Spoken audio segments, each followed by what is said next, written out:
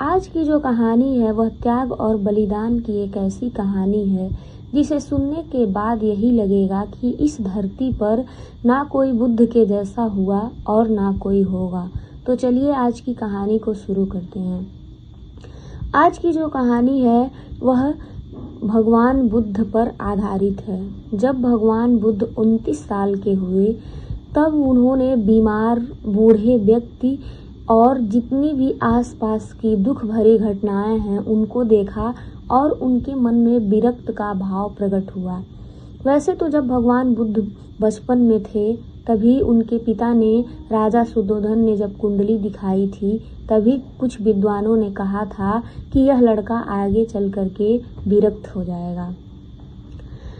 उनके पिता ने, चूंकि वह राजा थे, उनको उत्तराधिकारी का चिंता था, तो उन्होंने सबसे सुंदर लड़की से, यशोधरा से बुद्ध का विवाह भी कराया।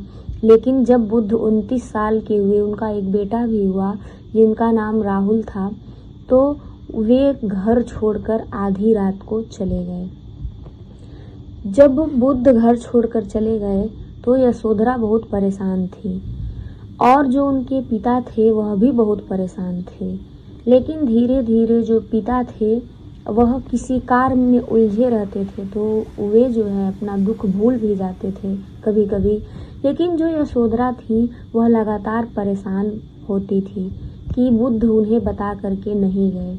6 साल की तपस्या के बाद जो है बोध गया में बोधि वृक्ष के नीचे आखिरकार बुद्ध को ज्ञान की प्राप्ति हुई और सबसे पहले उन्होंने सारनाथ में ज्ञान दिया और अपने 5 शिष्यों को ज्ञान दिया जो कि उन्हें मुसीबत की अवस्था में छोड़ करके भाग गए थे। फिर उन्होंने जो है लगातार घूम घूम करके भिक्षाएं मांगी, लोगों को ज्ञान दिया। जब उनके पिता को यह बात पता चली तो उन्होंने बहुत सारे लोगों को भेजा। अच्छा, जो बुद्ध थे जब भी कोई उनके पास जाता था तो वह जो है उनके बातों से या कहें कि उनके शरीर के तेज से ऐसा प्रभावित होता था कि पुनः लौट कर नहीं आता था और वह बुद्ध के जैसा ही हो जाता था। पिता बहुत चिंतित रहते थे। एक रोज जो है पिता ने एक दोस्त को भेजा बुद्ध के और कहा, मैं जानता हूँ कि तुम भी नहीं आओगे, लेकिन बुद्ध के जो उपदेश सुनने से पहले ही तुम उन्हें बता देना कि तुम्हारे पिता ने बुलाया है। ठीक ऐसा ही हुआ। वह व्यक्ति जाता है और बुद्ध से कहता है कि पिता ने बुलाया है। बुद्ध कहते हैं ठीक है, पिता ने बुलाया है, मैं जाऊंगा। और कुछ समय के बाद बुद्ध जो है कपिलवस्तु जाते हैं जहाँ पे उनका घर राज्य होता है। वहाँ जाने के बाद रात को धर्मशाला में रुकते हैं। चारों तरफ शोर मच जाता है कि एक राजा का बेटा धर्मशाले में रुका है। और तो और जब सुबह उठ के बुद्ध अपने ही राज्य में भिक्षा मांगने लगते हैं तब सब कहते हैं कि बुद्ध जो है भिक्षा क्यों मांग रहे हैं, एक राजा का लड़का क्यों भिक्षा मांग रहा है। तब बुद्ध लोगों को समझाते हैं कि मैं राजा का लड़का नहीं हूँ बल्कि मैं बुद्ध हूँ और मैं यही कार्य करता हूँ, मैं भिक्षा मांग करके ही अपना जीवन यापन करता हूँ। फिर बुद्ध शिष्यों को लेकर के अपने पिता के राज्य में पहुँचे। वहाँ पे पिता उन्हें देखकर हैरान हो गए क्योंकि बुद्ध जो है सन्यासी के वेश में थे। उनके शरीर पर जो कपड़ा था वह भी बेहद साधारण था। जब बुद्ध पिता से मिल लिए तो उन्होंने कहा कि यशोधरा नहीं आई। पिता ने कहा कि यशोधरा जो है कह रही है कि मैं क्यों जाऊं मिलने, बुद्ध मुझसे मिलने खुद आएंगे।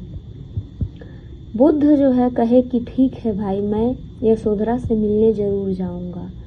और जैसे ही बुद्ध जो है यशोधरा से मिलने गए उन्होंने कहा कि मुझे भिक्षा दो। जैसे ही बुद्ध यशोधरा से यह बात बोले, यशोधरा के मन में जो भी था कि बुद्ध ने मुझे बताया नहीं, एक बार बता कर जाते, वह सब कुछ भूल करके अपने बेटे का हाथ जो है बुद्ध के हाथ में दे दिया। और वह यशोधरा बुद्ध से ना कोई शिकायत करी और ना ही उन्हें यह कहा कि आप घर छोड़ करके क्यों चले गए, आपके बेटे हैं, आपकी पत्नी है। जबकि जब बुद्ध जाने लगे तो यशोधरा भी आश्रम में चली गई बेटे को लेकर के पीला वस्त्र धारण करती थी, जमीन पर सोती थी और एक टाइम का भोजन करती थी।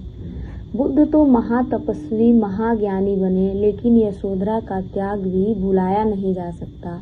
एक पत्नी के रूप में उन्होंने बुद्ध को याद किया और जब बुद्ध आए तो उन्होंने भिक्षा दे करके एक भिक्षुणी का जीवन यापन किया। इस तरह यशोदा जो है एक महातपस्विनी और महान जो है आत्मा वाली स्त्री थी, जिन्होंने बुद्ध को कभी नहीं रोका कि तुम जो है इस मार्ग पर क्यों हो, ना कोई सवाल किया और अपने बलिदान को उन्होंने इस कदर निभाया कि उनका नाम भी जरूर लिया जाता है। तो आज की जो कहानी है उसको यहीं खत्म करते हैं।